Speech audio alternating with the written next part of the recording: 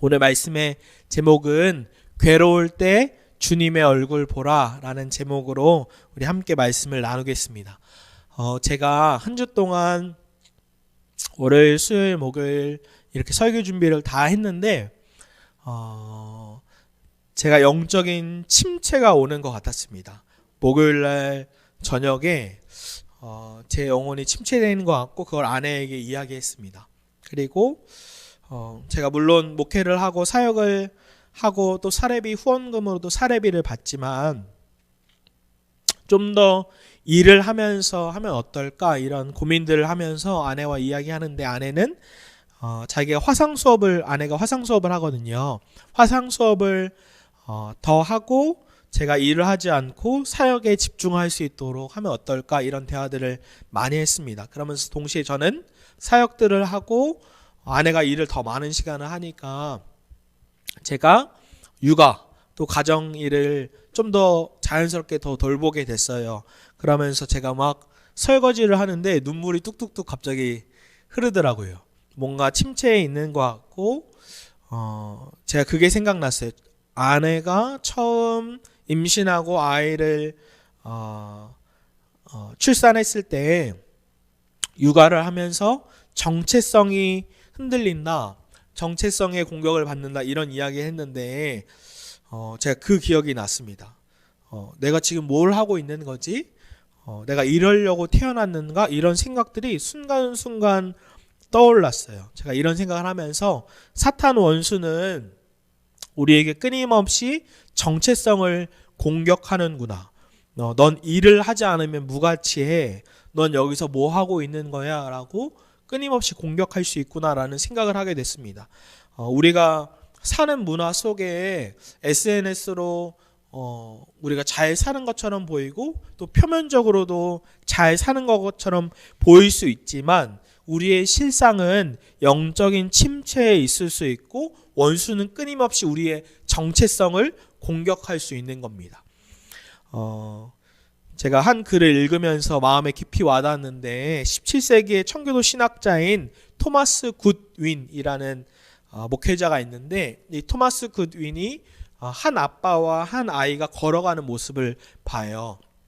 그런데 이 한 아빠가 한쪽 무릎을 꿇고 이 아들을 꽉 안아줘요. 품에. 그 다음에 아들한테 너무 사랑해 아들 이렇게 얘기해 주는 거예요.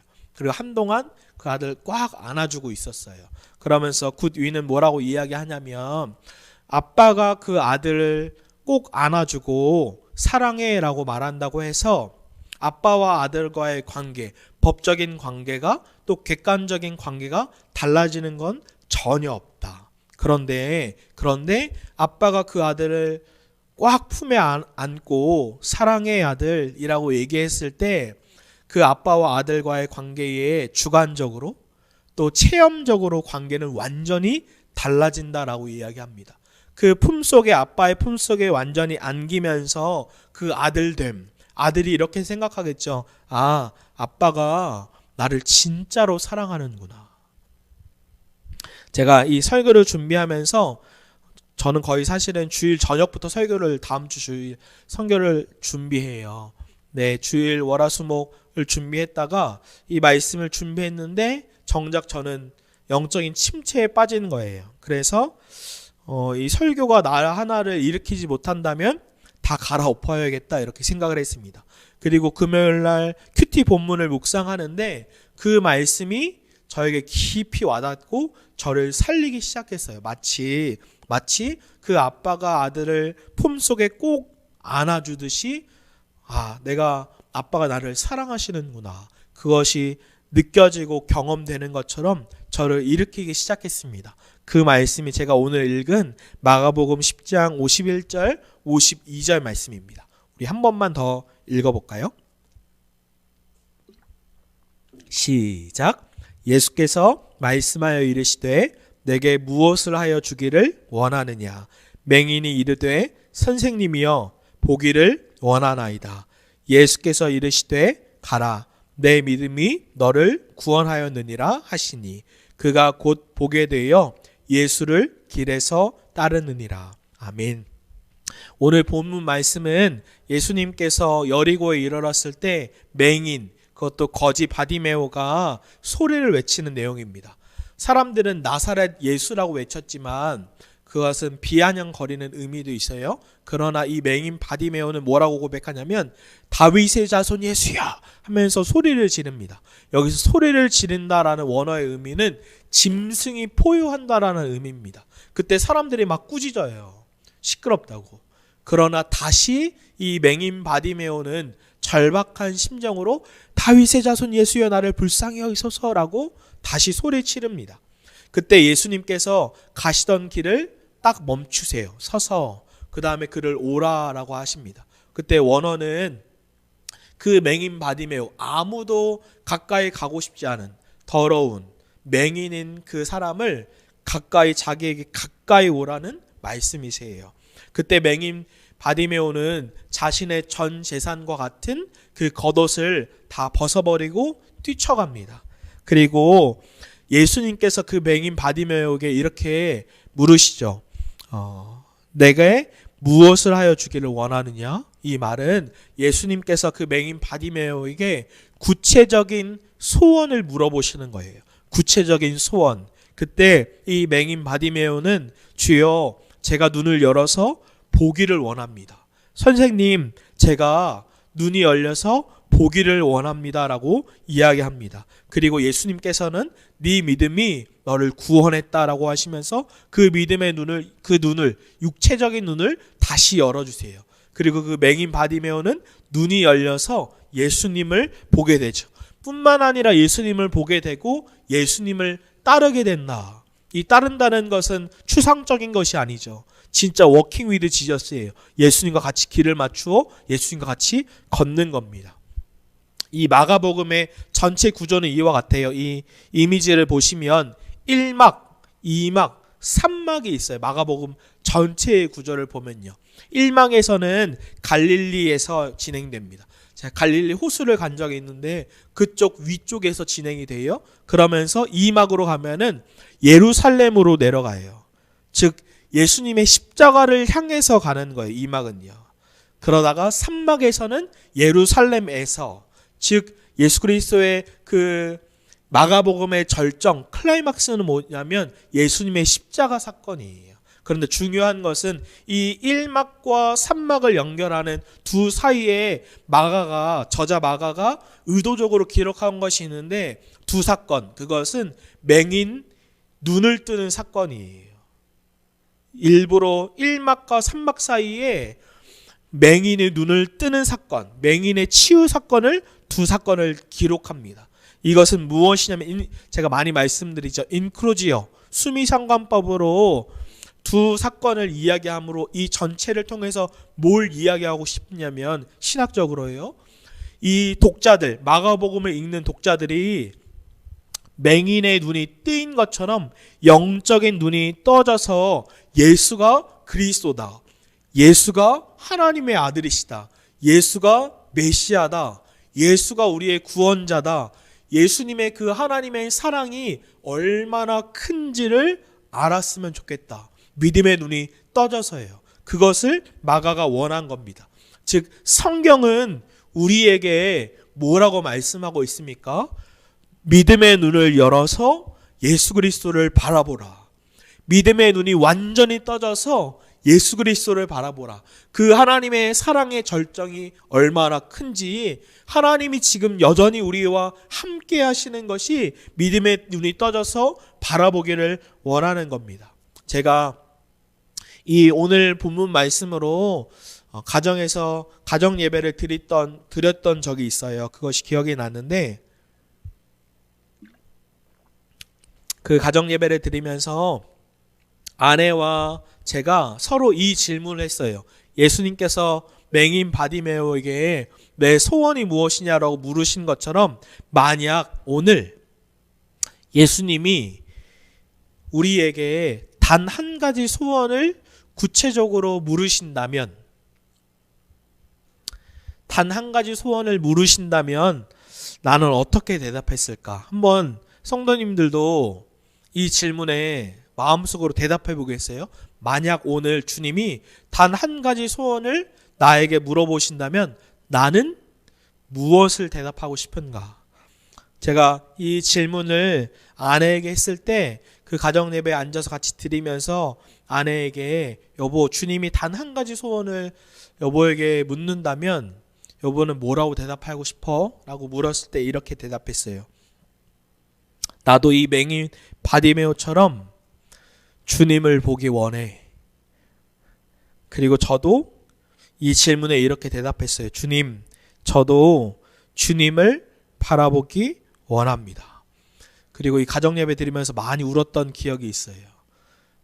정말 여전히 함께 계시는 주님인데 제 눈으로, 육안의 눈으로 보이지 않지만 믿음의 눈이 떠져서, 이 마가가 의도한 것처럼 믿음의 눈이 떠져서 정말로 주님이 나와 함께 하는구나, 정말로 주님이 나를 사랑하는구나, 내 정체성이 흔들릴 때 마치 아빠가 나를 안아줘서 사나야 사랑해 라고 이야기하시는 것처럼 하나님이 정말로 나를 사랑하는구나, 하나님이 정말로 나와 함께 하는구나, 이 믿음의 눈이 떠져서 일어나기를. 제가 이 말씀을 묵상하고 하루도 되지 않아서 단 하루 만에 제가 벌떡 일어나졌어요. 우리의 삶에 괴로움이 찾아올 때 정말로 필요한 분은 누구냐면 예수님이십니다. 그런데 우리의 삶에 하나님을 계속 가까이 하는데 가로막는 장애물, 하나님을 가까이 하는데 가로막는 장애물은 무엇일까요? 여러분, 이 주님이 단 한 가지 소원을 우리에게 동일하게 묻는데, 동일하게 물으시는데 우리의 대답은 정작 예수님이 아니라 다른 것일 수 있어요. 돈일 수 있고, 집일 수 있고, 주식일 수 있고, 다른 어떠한 것일 수 있어요. 그것이 우리의 마음속 진짜 우상일 수 있습니다. 우리는 신상에게 절하는 것만 우상이다 라고 생각하는 경향이 있어요. 그러나 팀 켈러는 이렇게 얘기했어요. 당신의 마음을 가득 채우고 있는 것이 바로 당신이 섬기는 신입니다. 다시요. 당신의 마음을 가득 채우고 있는 것, 그것이 당신의 신입니다. 예수님보다 더 사랑하는 무엇, 예수님보다 더 사랑하는 무엇이 당신이 우상 숭배하고 있다라는 겁니다. 제가 예수님보다 목회 성공, 좁은 거죠, 목회 성공. 목회 성공을 더 바라고 있으면, 더 사랑하고 있으면 그것이 저의 우상 숭배입니다. 그래서 청교도 신학자 데이비드 클락슨이 이렇게 얘기해요. 영혼의 우상 숭배가 인간을 천국으로부터 추방시킨다. 인간의 우상 숭배가 천국으로부터 추방시키는 것이에요. 우리의 마음을 가득 채우고 있는 우상, 하나님께 나아가는데 가로막고 있는 장애물은 지금 무엇인가요? 우리 시편 57편 1절을 함께 읽어볼까요? 시작. 하나님이여 내게 은혜를 베푸소서, 내게 은혜를 베푸소서. 내 영혼이 주께로 피하되 주의 날개 그늘 아래에서 이 재앙들이 지나가기까지 피하리이다. 아멘.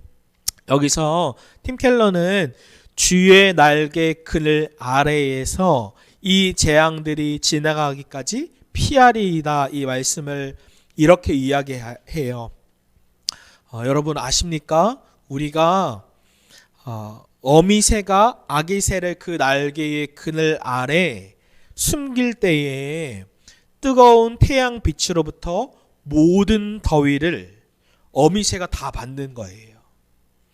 이 아이들은 보호를 받고, 또 추운 겨울이 되면 이 아기새는 그 추위로부터 날개 아래서 숨어서 따뜻하지만 이 어미새는 얼어서 죽을 것 같은 모든 추위를 어미새가 다 맞는 거죠. 또 짐승들이 공격해 올 때 이 어미새는 아기새들을 날개 아래에 보호하지만 이 어미새는 찢기고 피가 나고 고통스럽고 죽기까지 하는 것, 그것을 어미새가 감당합니다. 그러면서 이렇게 얘기해요. 여러분 아십니까?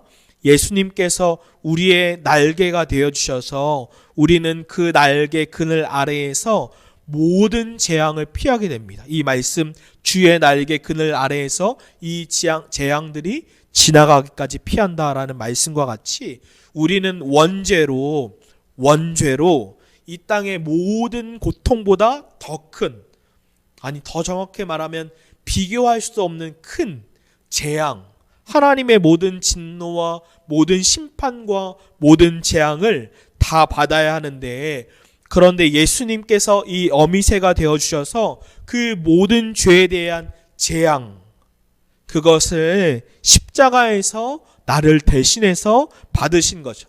찢기시고 피가 나고 고통스럽고 죽임을 당하는, 그렇기 때문에 우리는 그 십자가 주의 날개 아래에 모든 재앙으로부터 안전한 겁니다. 안전한 겁니다. 오늘 찬양한 것처럼요. 십자가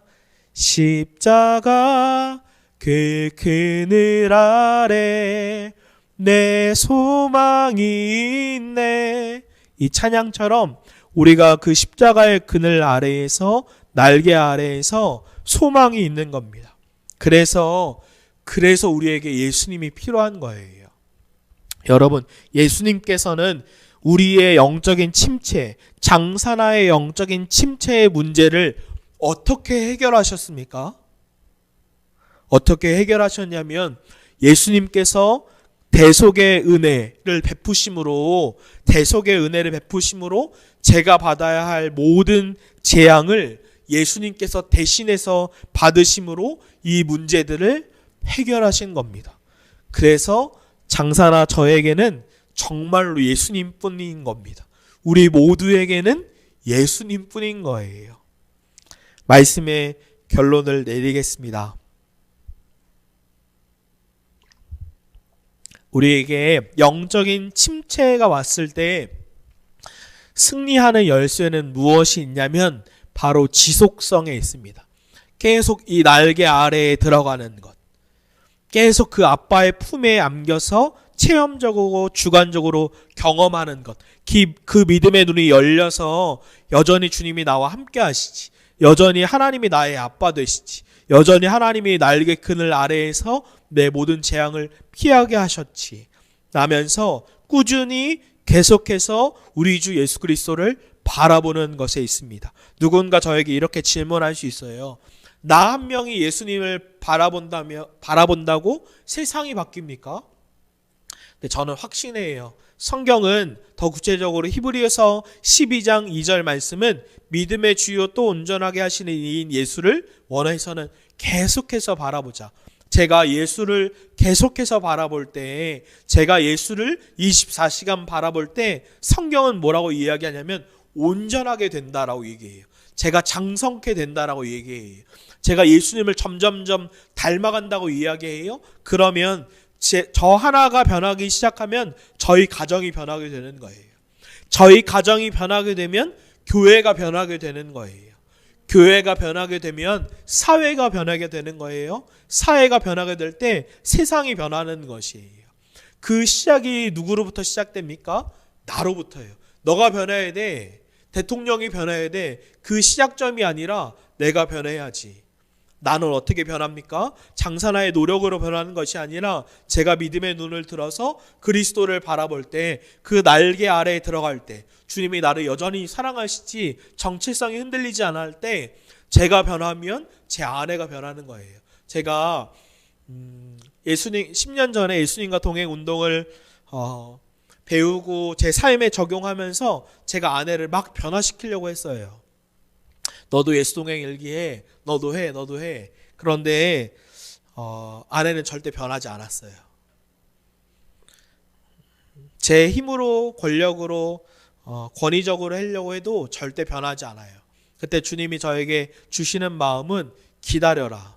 그리고 네가 변해라. 그리고 제가 5년은 기다린 것 같아요. 아내에게 압박하지 않았어요. 그때로부터. 그리고 제가 그냥 오롯이 예수님을 바라보고 제가 행복하고 제가 변화된 것을 집중했어요. 그랬더니 5년이 흐르고서 아내가 예수님과 동행하기 시작했어요. 그것은 무엇을 이야기하냐면 누군가 한 사람의 힘으로 막 변화시키려고 해도 절대로 변화되지 않아요. 내 자신이 예수님을 바라보며 변하기 시작할 때 내 가족이 변하는 거예요. 그것이 5년이 될 수도 있어요. 10년이 될 수도 있어요. 그러나 그것이 진짜로 변하는 겁니다. 그때 우리의 자녀들이 변하게 될 건 저는 확신해요. 그런 가정을 또 제가 보고 있어요. 제 멘토 김승혜 목사님. 자녀들이 변하기 시작해요. 그러면 교회가 변하기 시작해요. 그래서 우리 각자가 적용으로 영적인 침체에서 일어날 수 있는 열쇠는 지속성이에요. 계속해서 꾸준히 예수 그리스도를 바라보는, 사랑하는 여러분, 예수님을 24시간 바라보십시오. 사랑하는 여러분, 예수님을 24시간 바라보십시오.